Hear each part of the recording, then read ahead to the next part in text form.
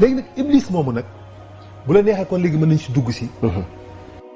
xam nga iblis dafa nekk ci front yëpp. moom iblis front yëpp boo ko déggee mooy guerre yéen a wekk yéen fenku yéen ñooy song yéen ay nekk ci kaw xaar. gën ngeen song loolu la ñu tuddee les fronts. moo tax dañuy tere sax nii booy xeex bul armée de l'air bul ubbi ay front yu bari. ma ngoog bul ubbi ay front yu bari très bien. armée de terre jaar nii armée de l'air jaar fële n'est-ce pas les parents wàccee côté bële les marines si ñëw nii man la iblis nag moom mi ngi ci front yëpp. parce que fépp la bëgg a combattre. fépp la bëgg a xeexe doomu aadama ak diine gëm yàlla ak nite. xam nga lu iblis nekkul ni diine yi l'islam rek lay xeex. déedéet. islam bi tax kes tax ko jóg. déedéet day xeex diine islam. day xeex bépp forme diine. parce que wóoru lépp lu nuru diine. lépp lu nuru wóorul ci iblis. parce que mën nga faa nekk naan waaw yàlla kay yow di jël sàngara di ko naan di ko màndi ñun la dox ngay parce que da ngay jaamu yàlla. nga dem yow na xam yàlla ni non comme da doon màndi pour man dugal leen ko aljana. wallaay ndeysaan. iblis moo ñu gën a xam yàlla. iblis muus na. ok mu xam ne loolu wóorul. mu ne naa fexe ba yàlla ci boppam. ñu weddi ko. dañ weddi yàlla dañ weddi ci yàlla ci boppam nañu ko yow amoo tu n'existe pas. bu ko defee boobaa yàlla amul benn ruq bu mën a jaar. ba mën ñoo jéggal. maanaam mayuñu ko dara pour mu mën ñoo jéggal dañ ko weddi yow ak nekkam moom yekkam ñu ni ko yow yàlla gis nañ garab yi nga saxal. gis nañ asamaan si ni ngay wàccee ndox mi gis nañ ñu picc yi ñu jox. gis nañ ñu xaal yeeg mango jeeg ceeb yi ñu indil. gis nañ kër yu sedd yi ak ndox yu sedd yi ñu defal waaye weddi nañ la yow amoo. bu yàlla day am choc. bu yàlla doon choqué wu. wallaay dana choqué wu. wallaay ndeysaan. ñu ne ko weddi nañ la amoo suñu nekk gi dara waralu ko ñun ñoo jékki-jékki rek nekk noonu. ñoo fi indi suñu bopp. ñoo jékki-jékki rek nekk. suñu nekk gi amul lenn lu ko waral amul cause. d'ailleurs am na benn borom xam-xam bu mag bind na ci téere ni yàlla la création est spontanée mu ne moom la ñuy wax Hawking. Stephen Hawking. c'est le plus grand physicien de la planète. moom moo jàngale le mystère des trous noirs. mu bind benn livre tuddee ko la génération est spontanée que la création est spontanée. doon naa si bëgg a def dara nag pour tontu ko. mais xëy na jot geeg moyen yeeg yooyu des na mais bëgg naa si bind téere répondre ko point par point parce que téere bi bind def na ay centaines de millions nit ñi jënd ko partout ñëpp applaudir ko àddina bi yëpp applaudir kenn taxawul jéem ko démonter. que ni li mu wax c'est faux. parce que c'est le plus grand scientifique boo gisee dafa naa toog ci benn chaise roulante mënul wax. dañ ko monteel appareil bi muy waxee. bopp bi nii la def mooy ñoo nga xam ne dañuy toog ci chaise def nii. waaw dafa am benn feebar bu ñu tuddee la sclérose amyotrophique latérale. moom la am depuis à l'âge de 21 ans. dañu ko ñëw 41 ans ngay dund 43 ans maximum mu dund 73 ans. te moom dafa weddi yàlla. waaw ko kay. wala boog wa ilaa damaa jàpp ni man dafa mere yàlla. dama jàpp ni Hawking weddiwul yàlla mais daf ko mere. Iblis dafa ñëw xeex nit ñi ci buntu yëpp ci front yëpp. dina leen xeex ci biir diine. am na xeex boo xam ni ci biir xam nga ku nekk catégorie bu nekk ak ni nga koy xeexe. catégorie bu nekk. nekkul ni Abdou waaw benn ligne de conduite rek la yor benn façon bu muy combattre rek la yor non catégorie bu nekk ak ni mu lay xeexee bokkut ak ni muy xeexe kële. am wàllu bi nekk wàllu yi dafa am ni ko Iblis. dafa am xeex méthode bu muy xeex. dafa am méthode bu muy xeexee wàllu bi. bokk na ci fexe ba wàllu bi yëg boppam. bokk na ci fexe ba wàllu bi woote ci boppam. bokk na ci fexe ba wàllu bi gis boppam. ak naw jëfam. dem ba dendal ak boppam yonent yi sax nag. parce que côté boobu rek la mënal wàllu yi. bu wàllu bi nangoo loolu nag mu soog a ñëw ak moom ci deuxième escalier bi wàcce waat ko ci beneen. bu wàccee ci boobu mu yóbbu ko troisième escalier wàcce waat ko ci kaw la koy jël di ko wàcce si. par ndànk étape par étape. bu dee nag ki nga xam ne jullit la bu nekk ci biir diine. kooku it am na lu mu koy xeexee. kooku ci biir diine la koy xeex. day ñëw dugg ci biir diine ànd ak moom gën laa mokkal alxuraan. wallaay gën laa mokkal xadiis. gën laa neex baat. gën laa neex alxuraan toog mais di la dérouter ndànk à travers dëgg. mu taxawal ay fen ci dëgg. mel ni dëgg. waaw mu taxawal ay fen ci dëgg maanaam alxuraan lay jël utiliser ko dérouter la. maanaam alxuraan lay jëfandikoo. te fekk li muy jëf fen la. lim fen la. wallaahi da lay sànq. loolu mooy naasiril xaq bil xaq boo gisee loolu parce que moom dafa jël dëgg défendre ko dëgg waaye kële nag dafa jël dëgg taxawale ci fen kii dina jël fen taxawale ko dëgg loolu la ñuy wax dëgg gu ëmb fen. wala fen wu denc dëgg. fen wu làq dëgg. wala dëgg gu ëmb fen.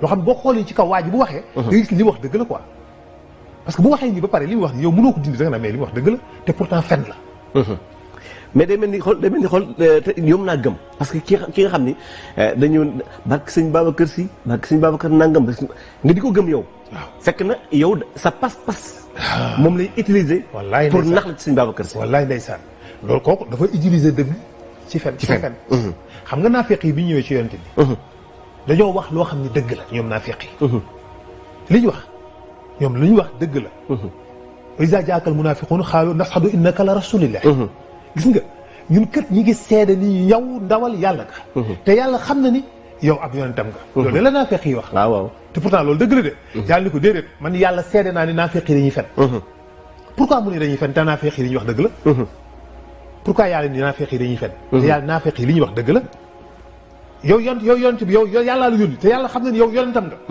loolu koy dëgg la te pourtant yàlla def ni ñoom dañuy fen léegi pourquoi yàlla ni ñoom dañuy fen kon dañoo lal fen ci suuf parce que seen wax jooju waxuñu ko pour dëggal ko dañ ko wax pour fen ko pour daaneel ko pour xeex ko moo tax dëgg la bu ëmb fen dëgg la comprendre moo tax doomu aadama dana tax wax ju rafet wa mina naasi man yastari lawal xaddisi yudillu an sabilillahi bi xayri xilmin wa yattaxidaa uduwan am na ci nit ñi ñoo xam ne boo leen déggee seen wax yàlla ko wax de dafay neex day jub dëgg naa kii li muy wax c'est magnifique alors que da leen di sànq wallaahi kon donc boobu mooy bi gën a dangereux ci iblis façon bi muy xeexe mel ni ku nekk ci dëgg mel ni ku nekk ci dëgg kuy wax dëgg fekk nekku ci dëgg deful dëgg waxul dëgg wallaahi li tax dëgg jii muy wax ci la mën a joggi ba mën leen a déw mën laa sànq yow mën laa sànq ci dëgg googu la man parce que bu la waxee fen da nga rejeté ko mais da lay wax lu mel ni dëgg da lay wax loo xam ne dëgg la da lay wax loo xam ne dafa mel ni dëgg iblis daf koy xeexe dafay utiliser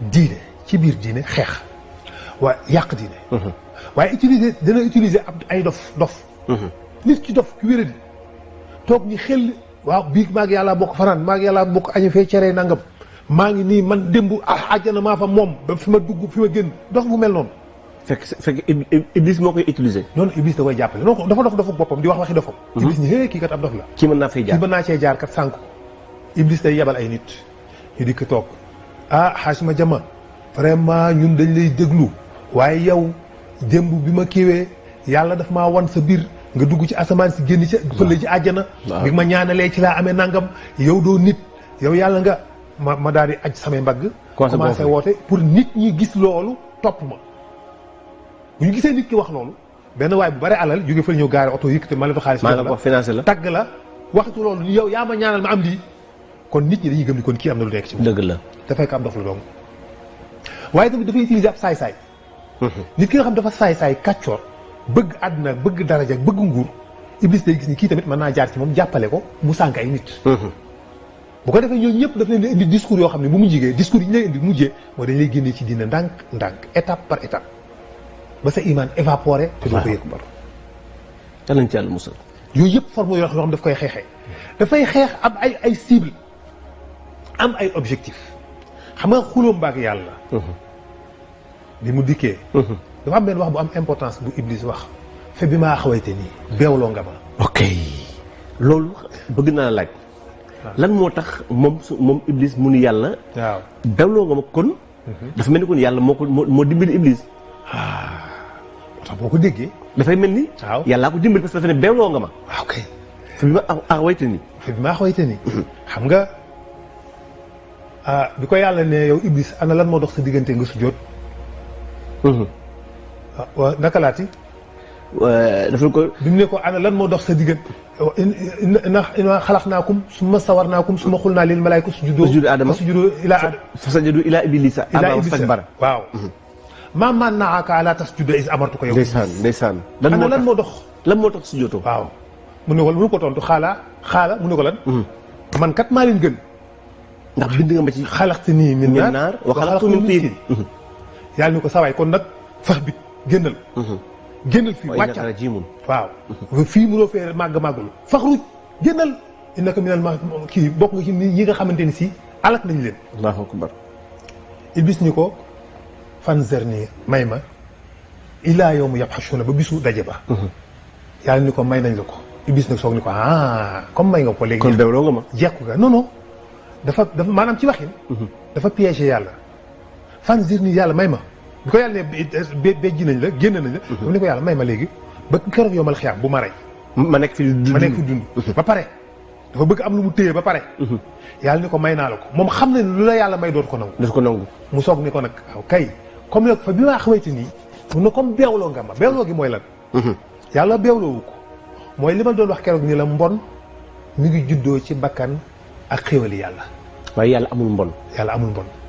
Iblis dafa yëg ni li tax mu beew mooy yàlla da ko jox nguur jox ko ay moyens. kon yàlla yaa ma beewloo. moo tax mu ne ko yaa ma beewloo dëgg la est-ce que gis nga. dëgg la kon moom bakkanam moo ko sax moo jur. waaw li tax yàlla génnee ko. waaw parce que moo dem ba yëg boppam yàllaa ko may nguur. jox ko ay moyens. jox ko kattan jox ko puissance jox ko mu commandé lu gigantesque. nekk responsabilité ay junni ay millions malaaka. nga nekk seen chef suprême toog ci trône bu kawe. pouvoir boobu ko yàlla jox te moom mu nekk ku am bakkan ci la mujj beew. bakkan bi yëg jur li ko jural ñu génnee ko. waaw. mooy mbeewte gi. mooy mbeewte gi. mbeewte googu nag lan yàlla nag yow yaa ma beewloo. yaa comme fa bi maa xamante ni yow yaa ma sànq yaa ma beewloo parce que yaa ma jox lii. waaw dëgg dëgg est-ce que dégg nga wax. waaw dëgg yaa ma jox alal yaa ma jox pouvoir. ba pare ni ma sujjóotalal waa ji kon yow yaa ma beewloo. est-ce que comprendre nga. comprendre na baax li nga bëgg a wax. waaw kay alaaji maanaam moo tax mu fa bi maa xamante ni. comme nag yow beewloo nga ma. la aqudanna lahum siratakal mustaqim. dinaa sakk yoonu siratal mustaqim ba kenn da ko fegg. ñoom duñu mucc kon. déedéet kenn du mucc ni ko ñoom ñëpp laay bloqué kenn du jàll. dinaa leen dikkee kanam dinaa leen dikkee ginnaaw dinaa leen dikkee. ndeyjoor dinaa leen dikkee càmmoñ. loolu mooy forme yëpp nature yëpp façon yëpp dinaa leen ci xeex. Iblis noonu lay xeexe. léegi nag ci biir loolu combat yooyu buñ ci jëleen benn tey. xam naa ni benn rek lañ ci mën a jël peut-être wala ñaar waxtaan ci. waaw parce que waxtu waa ngi dem mais jël boo xam naa benn. pour mu gën a am pour mu gën ko mën a dégg. waaw da nga ci jël benn jeudi boo ñëwee indi beneen. d'accord parce que pour ñu mën la dégg bu baax a baax. très bien léegi nañ jël par exemple projet yi mu am Sénégal mas naa ci waxtaan. fii ci Sénégal. waaw dafay am ay milliers de projets.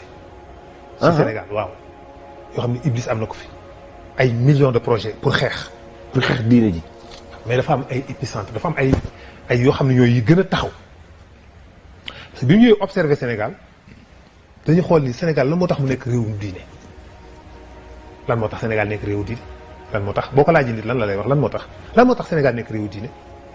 nit ñi am bëgg diine bëgg yàlla bëgg jaamu yàlla koo gis muy reyante di jéem a góorgóorlu ci gëm yàlla gi sikkar ak weer kurus Sénégal boo xëyee koo gis mu yor kurus naan astaghfirullah la ilaha illallah. est-ce que loolu suñu tarixa yi jiw. ndeysaan mais amul joué. waaw ñoom kese la. kon tarixa yi la. ndax dafa am ci yeneen réew yi. amul ci yeneen réew julli yi ngay dégg boo fa demee loo fay fekk.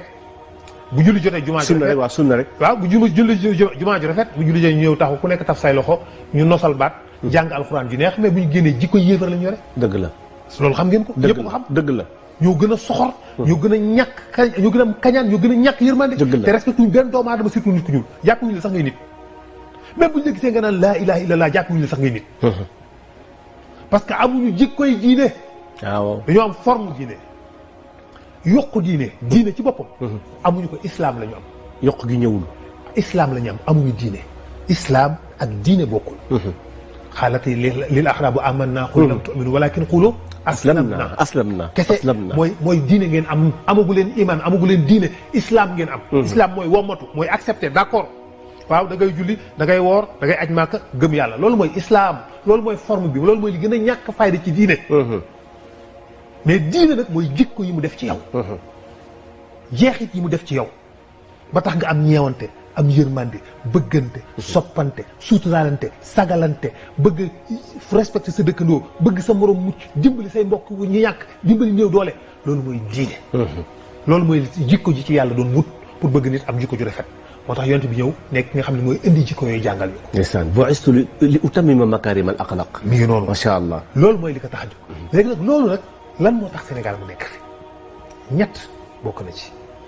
ñu gisee dañuy ñett yi ñooy épicentre problème mu diine Sénégal yëpp ñett yi moo ko waral ñett yi ñoo tax Sénégal diine ji dëgër muy ñett yooyu mooy kiw.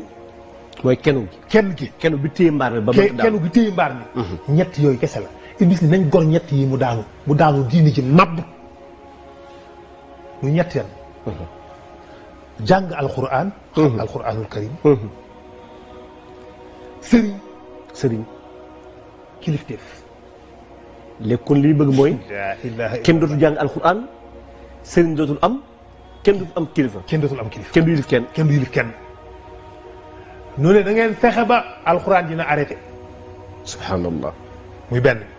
ñaareel bi na ngeen fexe ba sëriñ yi nañu leen weddi. ñetteel bi na ngeen fexe ba kilifteef na fa jeex. na ñett yi dañ Sénégal nga xool réew mbaam xuux ngay gis. maanaam ay nit comme ay mbaam xuux yi la jox. wallaahi. na ñett yi dañ nga set réew mbaam xuux ngay gis ay mbaam xuux yor jëmi nit ñu yor ay fekk ay jikoy mbaam xuux la ñu yor. dëgg la ñett yi mooy suñu wéeruwaay ñun ñëpp moo ñu da xamel ni ñu mel. moo tax Afrique yëpp naw Sénégal moo tax adduna bi yëpp fan Sénégal lan moo tax Sénégal ñëpp fan ko Afrique yëpp di ko naan vraiment Sénégal di leen naw ci seen jikko seen qualité. lan moo tax Europe surtout respecté ci Sénégal yi fonk leen lan moo tax. yow mi juddu démb yow Ndiaga Dakar da nga ko fay liggéey. wallaay. dafa am loo fekk ñu def ko. wallaay dëgg lan moo tax loolu lan la ñu la liggéeyal lu tax yow ñu jox la cër boobu lu tax nga nekk ci yow ba foo ne tëll ci Europe ñu xàmmee ni kii Sénégalais foo du taxaw ci Afrique ñu ràññee la génne la ci biir mbooloo da ngaa defee ne yow la personnellement yow yaa ko liggéey voilà. maam yee ko liggéey. maam yee ko liggéey. lan moo tax donc dañu lijjanti ji loolu. alxuraan jooju dañ leen na ngeen ko fi supprimer da ngeen fi jëlee jàng alxuraan ndax alxuraan bu demee diine na sax na. diine amatul. ñu ne ko d'accord mais alxuraan nu ñu ko fiy jëlee mu di fexeel ba arrêté daara yi ñu jéem a tëj daara xeex daara sottiwul. ñu jéem a tëj arrêté njàngaleem alxuraan ci lañ boobu nag ñu dal ci génn ëkk. ndax dañ fee fekk Mawlaaya Cheikh Al Hadj Abdoulaye mu tenir leen teg. wallaahi. ci la waxee woon ni yor sa lupp àlluwa. wallaahi ni bala ñu supprimer daara. dañ supprimer maladie ba ñuy jóge ci réew mi dugg si bis ci réew mi. moo gën ñuy jéem a supprimer daara. moo gën ñu supprimer daal di nag àlluwa jël àlluwa teg sa lupp. leer ga ca mën a génne. waaw bokkut ak leer gi jóge ci kaye wala ci pilip. billaahi wal bokkut du benn. alors lan moo tax El Hadj Abdou wax la loolu parce que dafa am benn programme bu ñu teg mooy nañ fexe ba léegi. ñu supprimer daara yi. créer beneen façon njàngalin alxuraan boo xam ne après dañ koy effacer. parce que li tax loolu mooy leer ga ca daara ja ci tiim mat yor àlluwa teg ci say lupp taal jàngu la ca nekk baatin ba ca nekk seytaane da koo xam attanu ko seytaane da koo xam laa la wax te yow xamoo ko ñun xamuñu ko te Iblis daf ko xam dafa xam ne xale booy jël xale bi nga jël c'est dommage macha allah xale bi nga jël mu tàmbali jànge wax ba siin mimara bismillahi rahmaani dafay tab bi saxal dëggal sax ay reen ci xol bi yoo xam ne nit dootul génne yàlla ci moom wallaahi même bu xamul dara wallaahi même bu jàngul dara même bu xamul dara iman lay deewaale kenn du ko ci dindi Iblis xam na loolu wallaahi léegi nan la ko Iblis mën a dindee naa fexe ba daara yooyu fayit moo ubbi leen ci beneen façon boo xam ne reen boobu dootul sax mu ne kon nañ créer ay daara yow créer ay daara loolu la Alaaji Abdu doon xeex nag xam na ko wallaahi moom la wala Cheikh Alhaji Abdoulaye xam na ko moom fardul jaamia la laa ilaha illallah moom xam na ko wallaahi programme bi Iblis teg xam na ko moo tax mu ne leen du fi amee ñu échoué ñu bàyyi bi mu toogee ñu kon nañ créer beneen nature boo xam ñu dañuy créer ay daara ñoom léegi ñoom Iblis na créer daara xam nga Iblis dana créer daara dana tabax jàkk mais du neex dégg nag loolu waaw alaaji loolu moom du neex dégg duñ ko mën a comprendre kenn du ko mën a comprendre parce que am na loo xam ne boo ko bëggee xeex da nga koy utal wujj dëgg la donc comme mënu ma fay jëlee daara yi da ngeen a gëm daara Sénégal yi du ñoo bëgg sa doom dem daara lu niroog moom naa ut beneen bu niroog moom mais kon xanaa dafa am lu muy utiliser waaw lu boobaa boobu yi def day nekk boo xamante ni si xale bi du fay dara sa doom du tilim du salte kenn du ko dóor dañ koy jàngal muy ñëw di tere ay saar ñu koy may tàngal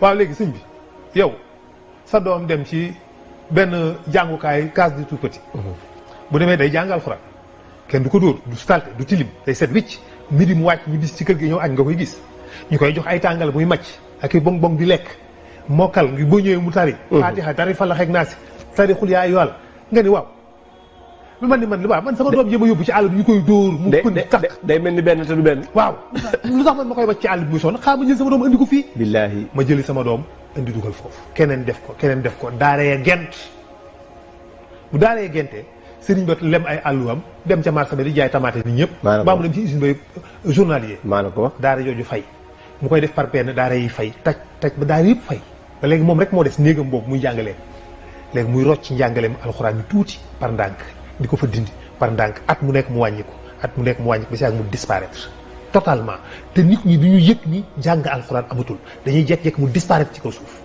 dañuy toog fukki at gis ni jàng alxuraan daara amatul kenn jàngatul alxuraan mu dikk génération boo xam ni kenn jàngul dara ci alxuraan kenn jàngatu ko alxuraan fayit léegi bu ngeen koy yëg di daw naan yëg ni jëm wutiwaat dara c'est impossible wallaay day fekk c'est trop tard. day fekk c'est trop tard c'est impossible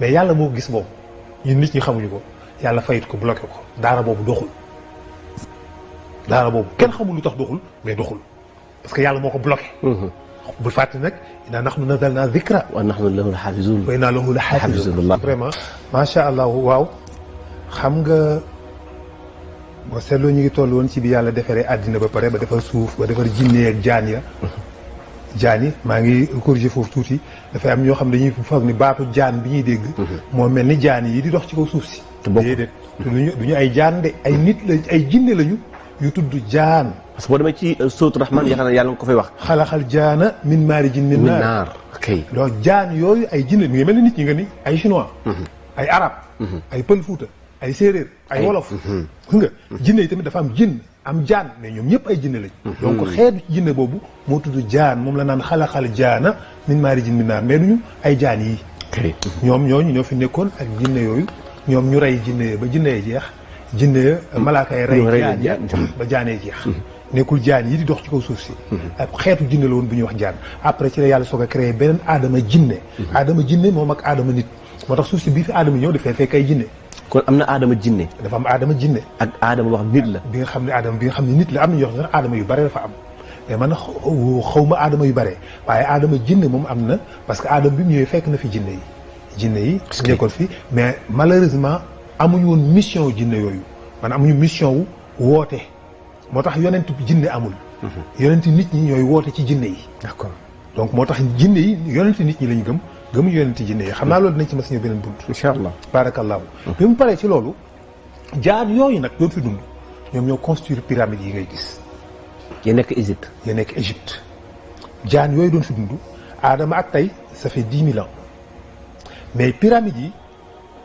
d'après ay études approfondies yoo xam ne benn université bu nekk Allemagne bu ñuy wax université de Dresde def nañ ko nee nañ pyramide yi xam nga les Allemands duñ la wax ay caaxaan duñ la wax lu wérlu université boobu ñëpp a leen xam c'est des grands archéologues des grands scientifiques ñoo fa nekk def ay études jàng ko ba xam ni pyramide yi am na au minimum plus de 22 000 ans 22 000 ans pyramide yi am nañ ko plus de 22 000 ans minimum alors que Adama ak léegi 10 000 ans la kon Adama fi la fekk pyramide yi munu ñëw du égyptiens yi les anciens égyptiens ñoo fabriqué pyramide yu complexe yi nga xamante ni si ba jusqu'à présent ñun mënuñu ko defar malgré ak technologie bi ñu am tey ak grue yi am ay puissants yi am ak façon machine yi nga xam ne am nañ ko yëpp ba léegi mënuñu construire taxul ñu mën ko defar mënuñu ko defar doon nañu essayé defar benn pyramide bi sax eggul dafa daanu te mënuñu ko defar dafa mujj eggul dafa mujj daanu mënuñu defar kon loolu xam ne kon depuis le temps ça veut dire que ni du ñun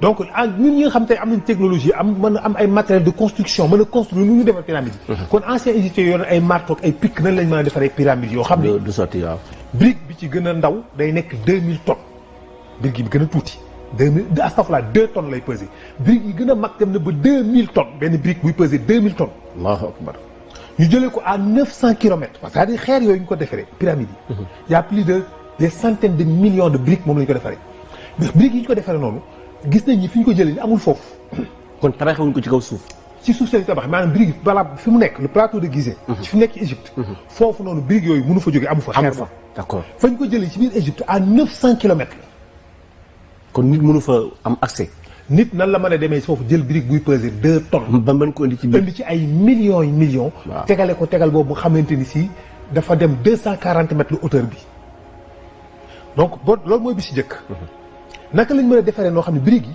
dañuy serré amul ciment te construction bi amul ciment de brique dañ ko sësalee rek amul ciment kon da moo leen lu ko taqale bu dañ koy fabriquer ay briques yoo xam ne day mel day crochet wu day crochet wu d'accord nga xam ne dafay mën a moo tax mu mën a résister les tremblements de terre moo tax mu mën a défier le temps ak façon style de construction bi ñu ko def liggéey ak unité de mesure yi ñu utiliser moo tax mu mën a défier le temps te gis nañ fa beaucoup de choses yoo xam dafay prouver que ni lii mënul nekk anciens égyptiens yi gis nañ fa le pile de Bagdad l'ampoule de Bagdad ñëpp ko xam benn ampoule électrique boo xam ne gis nañ dafa benn tube de verre ak benn récipient boo xam ne bu ñu ci defee benn liquide dafay créer benn électrode def nañ ci benn baguette kii comment dirais-je preuve boo xamante ni si bu ñu defee liquide boobu dafay générer benn champ électrique benn rayonnement électrique. D'accord. Donc bu fay créer benn lampe moo tax ñu tudd ko l'ampoule de Bagdad boobaag léegi ça fait plus de 3000 ans. boobu électricité amagul électricité bi ñoo Tesla moo ko créé il y a juste 300 ans. Alors donc comment est-ce possible l'ampoule de Bagdad ci archéologue yëpp ko xam. lu nekk la benn bi ci topp mooy que les 600 pyramides yi nga xam ne moo leen découvrir ñoom ñëpp dañu nekk dans l'équateur ci benn équateur. l'équateur mooy boo jëlee globe terrestre bi nii. nga tranché ko nii si digg bi def benn trait bu ko wër. mi ngi mel ni nga téye benn nen nii. cat li sew li féeti suuf cat lu yaatu li féeti kaw nga téye ko nii. nga jël sa big fëte rëdd benn rëdd nii mu wër ba dellu si. loolu foofu moom mooy l'équateur. D'accord. suuf si ni mu nekkee bul dafa am benn partie bu ñuy wax l'équateur moo tax dëkk bi tudd équateur. D'accord. parce que dafa nekk dans l'équateur dafa am dëkk yoo xam ñoo nekk ci équateur bi ñun Sénégal ci lañ bokk. D'accord. Makka ci lañ bokk ñoo bokk même alignement bi nekk dans l'équateur. D'accord. 100 kilomètres la de largeur bi yaatuwaay bi 100 kilomètres la longueur bi mu wër planète Terre bi ba dellu soit ci point bi la ñu tuddee l'équateur. équateur boobu le centre c'est le pôle nord. le pôle nord mooy représente centre équateur boobu. mais 600 pyramides yi nga xam ne jot nañ ko découvrir gum. gis nañ ni 600 pyramides yooyu yëpp dañ nekk ci benn équateur ñoom tamit lañ topp. benn alignement lañ topp nii ci autour du globe boo xam dafa parallèle à 30 degrés par rapport ak sunu équateur. équateur boobu dafa parallèle de 30 degrés sunu équateur mais bi ñu ko xoolee gis équateur boobu centre am moom fan la war a nekk dañu gis ni centre am c'est le centre c'est le centre d'oscillation du pôle magnétique. le pôle magnétique mooy suuf si dafa am benn champ magnétique. le champ magnétique mooy générer benn champ moom la ñuy wax la ceinture de Van Allen. wala la magnétosphère. moom laa la wax keroog ni moo ñuy protéger sur les vents solaires. si. donc la magnétosphère boobu li koy rey li tax mu créé li ko sos ci biir suuf si la nekk. suuf si il faut nga xam ne kon sphère la. dafa am benn noyau de boule de fer nickel boo xamante ni si dafay tourner ci benn magma. frottement boobu générer benn champ magnétique ñu tuddee ko la ceinture de Van Allen ou le champ magnétique de la terre ou la magnétosphère. moom la yàlla di wax ni wa samaa saqfan mahfouzan. parce que moom mooy mahfouz boobu nga xam ni moo ñuy protéger sur les vents solaires. D'accord. léegi nag loolu gis nañ ni moom foofu moo nekk centre am ce qui veut dire que ñi nga xam ne ñoo construire pyramides yi xam nañu suuf si sphère la. te ñun bi ñu xamee ni suuf si sphère la ak léegi ça fait 500 ans bi ñu xamee ni maanaam suuf si boule bouron la ak léegi juróomi téeméeri at la toll 500 ans la toll ñoom ce qui veut dire que ñooñu y a plus de 22 000 ans. xam nañu suuf si maanaam tey jii bu dee fekkee na nga koy accuser égyptiens yu jëkkee. égyptiens boobaag léegi ça fait 3400 ans 3800 ans. boobaag léegi xamaguñu woon ndax suuf si sphère la dañu defoon ni dafa comme basang la mel. D'accord. mais ñoom ci à 500 ans ci la ñu soog a xam ni suuf si sphère la. muy benn. kon ñooñu xamoon nañu suuf si sphère la te it xam nañu suuf si dafa am champ magnétique te ñun champ magnétique bi ñu ko xamee léegi matul un siècle bi ñu xamee ni dafa am champ magnétique boo xam ni moo ñuy protéger sur les vents solaires. mais ñoom ce qui veut dire que ñooñu xamoon nañu suuf si am na champ magnétique xam nañu suuf si sphère la donc ban xam-xam la ñu am est-ce que les gens ces égyptiens mën nañu xam loolu. ba pare unité de mesure yi nga xam ne moom la ñu utiliser sur les pyramides dañuy utiliser le nombre d'or ak la coudée. le mètre yi mooy yi nga xam ne utiliser la coudée des Égyptiens l'ancienne coudée c'est 1,55 c'est-à-dire 55 centimètres la presque la coudée mooy lii. moom la ñuy wax coudée mooy ba ci concali waaw 55 56. moom la ñu ko mesurer 0,55 wala 0,56 en tout cas 0,56 moom la ñu bëri d'accord moom mooy la coudée. maanaam nit ku diggu doomu. di commencé ci concaam ba ci cati baaramam loolu moom lañ daan natte bu njëkk moom la ñuy wax xasab mooy xasab mooy demi-mètre la genn wàllu mètre loolu la égyptiens yi xamoon mais pyramides yi gis nañ ni dañuy utiliser les nombres d'or dañuy utiliser 3,14 muy pi le nombre pi dañ ko utiliser 3,14 moom la ñu utiliser pour unité de mesure yi nga xamante ni si moom moo construire les pyramides xam nga ay nombre d'or ñun loolu bi ñu ko xamee moom la ñuy tuddee unité de mesure de Dieu.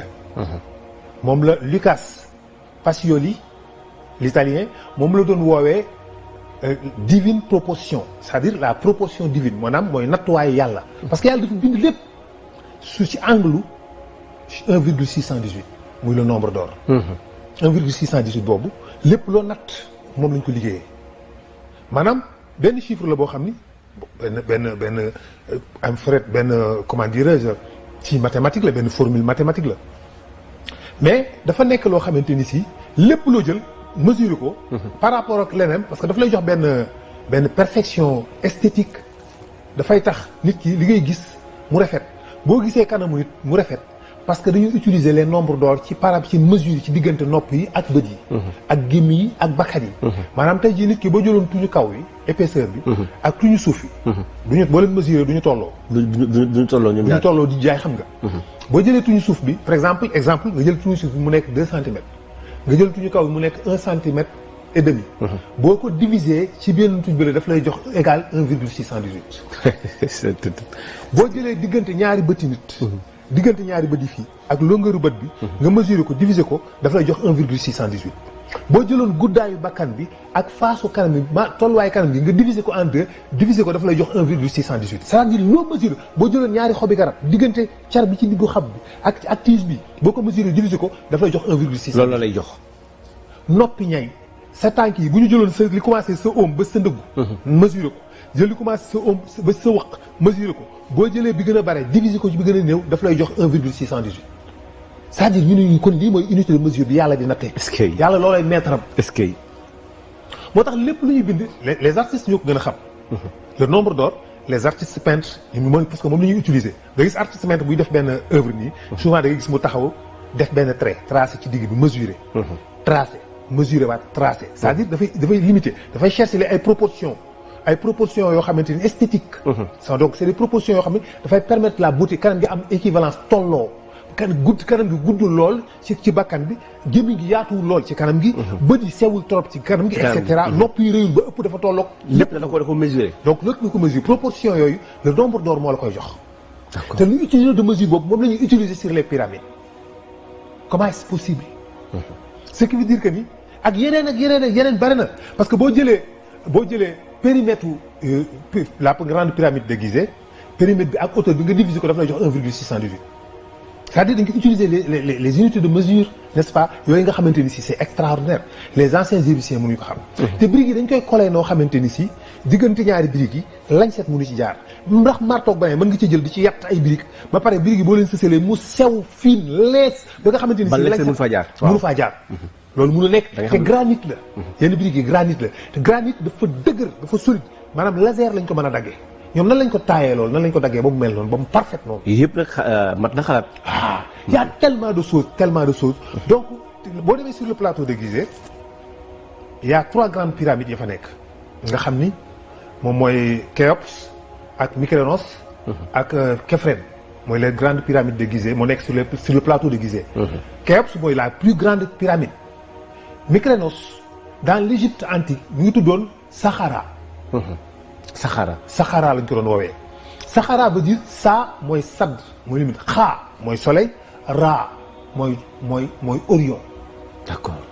ce qui veut dire que ni kii bi mi ngi tuddoon Orion cœur du soleil xol lay firi xaa mooy firi xol. est-ce que sa mooy firi sadd mooy limite yi. ra mooy firi jant Saqqara mu firi Orion cœur du soleil noonu lañ ko tuddee woon dans l'Égypte antique.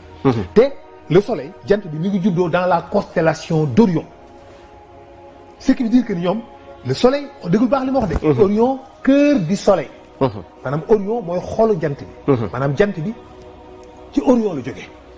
la constellation d'Orion ñoom nan lañ mën a xamee loolu ba tuddee pyramide bi noonu te effectivement le soleil est né dans la constellation d'Orion dans la nébuleuse d'Orion.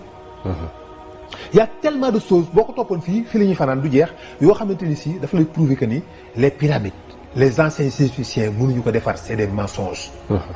jaan yi fi doon dund avant Adama ñoo ko construire ils avaient la capacité de voyager dans l'espace c'est pourquoi mu permettre ñu mën a comprendre sous cette sphère là. wa annaa lamasnaa samaa wallaay fa wajadnaahaa mulihat harashan wallaahi shadiidan wa wallaahi shuhuuban wallaahi. maanaam jinne yi yàgg nañ di mën a dem di voyager dans l'espace di jëri xabaar bi di indi jëli ay xabaar di ñëwaat waaw. te jinne yooyu ñoo jiitu jinne yii ci wax méthode yi nga xamante ni si même sax bala ngay dugg si ci seytaan ci boppam iblis ci boppam El Hadj am nañ tam ñuy laaj ni jotoon nga dugg ci tomb bi nga xam ne moo nekk fële ci Égypte. Maqbara al-Zawari waaw loolu tam bëggoon nañ ci am tuuti leeral balaa ngay ñëw ci seytaan ci boppam. xam nga tomb boobu Victor Ivanovic moom bokk na ci ñuy def découverte tomb boobu mais c'est quelque chose de secret il y a beaucoup de choses il y a beaucoup de découvertes archéologiques yoo xam ne dañ koy nëbbu kenn xamu ko tombu Pédiamonoté Pédiamonoté fut un prophète boo xamante ni si mi ngi dëkkoon dans l'Égypte antique këram mi ngi à 20 mètres sous la terre au bordure du fleuve waaw ci biir suuf si palais bi découvrir nañ ko ci biir suuf si kër gi mi ngi à 20 mètres ci biir suuf si am na plus de 900 chambres kenn du fa dugg c'est verrouillé tëj ko nanguñ kenn ko fa dugg lan moo tax ñu bañ ko fa dugg lan moo fa ne kenn da ko xam ñaari journalistes ñoo mas a dugg fa bala ñoo sori gars yi jàppaat leen génneewaat leen mi ngi Égypte ci suuf si la nekk ci wetu fleuve bi moom la ñuy toog le palais de Pédiamonoté c'était un quelqu'un bu ñuy considérer comme un prophète lan moo fa nekk xamuñu ko ñaata preuve ñaata découverte archéologique la ñu gis bafoué ko kenn xamul nu mu toll parce que boo ko référé feeñalee mu feeñal dëgg te bëgguñu dëgg feeñ te bëgguñu dëgg feeñ ci yàlla boo ko feeñalee mu feeñal dëgg te bëgguñu dëgg feeñ moo tax dañuy préféré nëbbu ko parce que lii mënuñu ko expliquer dafay nekk loo xam ne mënuñu ko expliquer dëgg la donc ñu nëbbu ko bafoué ko bàyyi ko noonu bu fekkee nag loo xam ne mën nañu ko jëm a layal ñu ut benn lay bu ñu ko layal tuddee ko neneen bu dee lu feeñ ba génn nga xam mënatuñ ko nëbb ñu ut benn explication utal ko benn lay ut nuñ ko tuddee ut fuñ ko si féetale te fekk na du loolu moo tax Égypte boobu noonu kii nga laaj sànq mënuñu woon a foo ma laajoon sànq ma ne ci tomb bi waaw Victor Ivanovic dafa ànd ak Russie boobu c'était l'URSS muy URSS mu nekkoon ancien Russie ci la bokkoon quoi Russie faisait partie de l'URSS donc voilà boobu dafa àndoon Russie dañoo demoon URSS dañoo envoyé woon benn expédition boo xam ne c'était des scientifiques ay boroom xam-xam pour ñu dem chercher benn chambre benn néeg bu nekk Égypte bu nekk sur le plateau de Gizeh chambre bi moom la ñuy tuddee la chambre des connaissances mooy néeg bi ñu denc ci xam-xam yi yan xam-xam ñu ne les dieux venus des étoiles ay jë yu jóge woon ci asamaan si ñëw fi xam-xam bi ñu am ñu ngi ko denc foofu ci benn chambre bu ñu tuddee la chambre des connaissances l'Égypte antique les Égyptiens ñoom ñëpp a xam la chambre des connaissances dañ ni sax ñenn ñi dañuy xam-xam yi nit ñi am ci foofu lañ ko jëlee tuuti parce que ñun toog nañ 9000 ans 10 000 ans xamuñu dara nit ñu xëy benn 3 siècles rek boum ñu defar avion defar oto defar train defar bombe atomique defar télévision defar téléphone portable di taf pour certains dañu mais c'est pas normal bu fekkoon dafa ñëw graduellement ndànk depuis 1000 ans ñi ngi doon jéem a defar ay vélo ñu dem ba si yàgg ñu gis ñi ngi defar ay saret kon ñu mën a comprendre ni lii évolution la mais dafa jékki-jékki rek explosé dafa éclaté c'est comme si que dañu xëy rek xamal ñu dara moo tax am na ñoo xam dañu jàpp ni la chambre des connaissances boobu fa lañ jëlee yenn xam-xam yi maanaam en tout cas foofu lañ jëlee yenn xam-xam yu bëri léegi nag chambre boobu nag dafa leen réer ñu koy wër léegi Russie yi envoyé nit benn expédition ay nit ay scientifique ñu déguisé wu comme ay militaires fekk ay borom xam-xam lañ ay archéologue lañ ay scientifique lañ Victor Ivanovic faisait partie ci expédition boobu moom lañ dem ne bi ñuy rechercher la chambre boobu la chambre des connaissances sous la grande pyramide de Gizeh gisuñu chambre bi mais dañoo dal ci tombe boobu ñu koy wax Maqbara al-Zawar la tombe du visiteur ñenn ñi dañuy chambre bi mi ngi nekk sous le sphinx xam nga le sphinx mooy kii boobu fa nekk mel ni gaynde gu am bopp nit waaw moom la ñuy wax le sphinx am na ñu ne foofu la nekk day def nañ fa ay sonde sismique envoyé fa ay kii balancé gis ni am na benn creux benn vide sous le sphinx ñu soupçonné ni peut-être c'est la chambre des connaissances xamuñu ne xam-xam ya fa nekk nan la fa nekkee mais sant nañu am na benn creux foofu benn vide sous le sphinx maanaam gis nga sëñ bi ñun yëguñu lu xew dañuy nelaw ci yàlla kañ ñuy yow yëguñu lu xew dañuy nelaw ndeysaan ñun dañuy nekk nii rek di sabaru di tànn biir di fecc di xaaxataay yëguñu sax lu xew ci àddina bi li fi nekk lépp xamuñu ci dara absolument rien alors que il se passe tellement de choses ci lu ñu wër ay nit wa kazalika jaxalna fi kulli xariyatin wallaahi akabira mujrimiha wallaahi li yamkuru fiihi waaye njagal foofu na ko nit ñi teewlu yàlla baatu akbar la utilisé de xam nga baatu allahu akbar yàlla rek mooy aji màgg mais nag bandi yi saay-saay si yàlla def ni dafa utiliser terme boobu jox leen ko wa kazalika jaxalna fi kulli xariyatin akabira mujrimiha li yamkuru fiihi yoo xam ñooy nas ay pexe di manipuler di rouler ay nit lañu ak ay jinn yu associé wu di liggéey ensemble pour bafouer pour nasaxal lépp luy iman luy gëm yàlla luy diine loolu mooy li ci nekk donc tombe boobu fa lañ ko découvrir ñu génne ko fekk ci benn hominidé c'est-à-dire benn lu mel ni jëmm nit la mais gis nañu du nit ñeen dañu jàpp ni Osiris la parce que comme ñoom dañu Osiris c'est un dieu venu des étoiles il fut le premier pharaon d'Égypte dañu le premier pharaon d'Égypte Osiris la dañu Osiris boobu benn jeu la bu jóge woon ci asamaan si bi mu deewee foofu lañ ko denc léegi nag tombe boobu lañ tudd ñoom lañu tuddee la tombe du visiteur tombe boobu nag lañ découvrir ñu photo gis ko nii amoon ay image vidéo man je pense bien que YouTube dañ ko supprimer mais na ko nit ñi recherche s'il te plaît ñu bëri nañ dem da ngeen dem ñu recherche xawma nu ñu koy tuddee en tout cas Victor Ivanovic la tombe du visiteur ñaari daal boo koy tàppee peut-être di nga ko gis bu fekkee ni supprimé wuñ bu fekkee ni dimbali parce que man dem naa seetaat ko mais gisatuma ko bi ko gisee yàgg na mais dem naa wëraat ko ba sonn gisatuma ko mais am na gars yoo xam ne peut-être ñoo dàq recherché ñoom bu ñu jógee dinañ mën a fexe ba loqati ko d'accord mais c'est de grâce maa ngi ñaan ñëpp nañ dem ñu xool ko parce que am na loo xam boo koy wax nit ki il faut que mu gis ci moom soo am na ko jàkkalee laaj du ay film du ay cinéma du ay caaxaan réalité absolue avec des témoignages ay borom xam-xam ay vidéo image ak appel téléphonique ñu naan découvrir nañ tombe du visiteur nga dégg appel bi nii directement enregistrement yi non mais c'est pas possible allahu akbar donc loolu moom mooy li fa nekk ci Maqbara al-Zawahiri mais nag après